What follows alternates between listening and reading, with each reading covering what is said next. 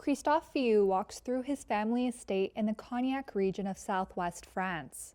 It has survived for 5 generations, through wars and financial crises.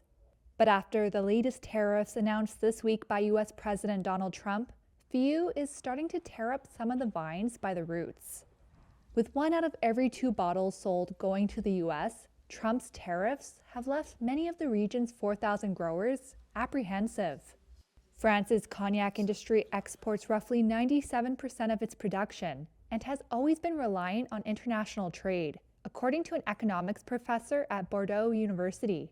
The U.S. decision to slap 20% duties on all European goods comes after Beijing in October targeted the industry in retaliation for the European Union's tariffs on Chinese electric vehicles. The U.S. is cognac's largest market, followed by China. Since Beijing imposed trade measures, sales to China have plunged by half. Florent Morion is the president of the BNIC, an industry body representing growers and cognac houses, including LVMH-owned Hennessy and Remy Cointreau's Remy Martin.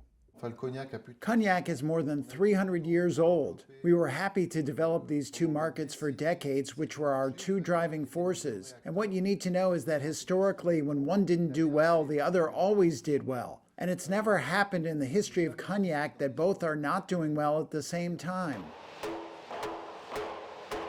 Cognac producers and suppliers, from bottling and packaging firms to the makers of barrels, cork, and containers, employ roughly 70,000 people in the region. Some face an extra hit. Jerome Schmidt works as a general manager for a century-old oak barrel maker.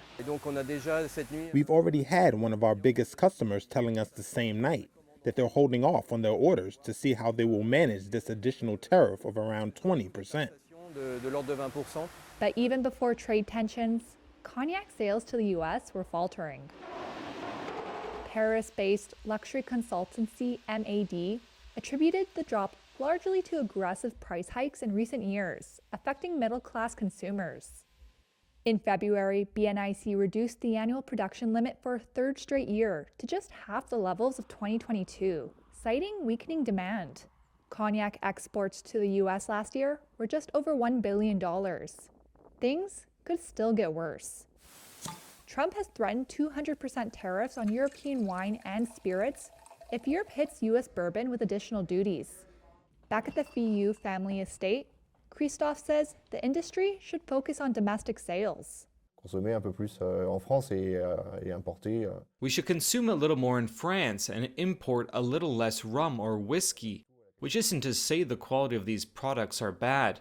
But if we could be a little more patriotic, it wouldn't be bad for cognac and all the others.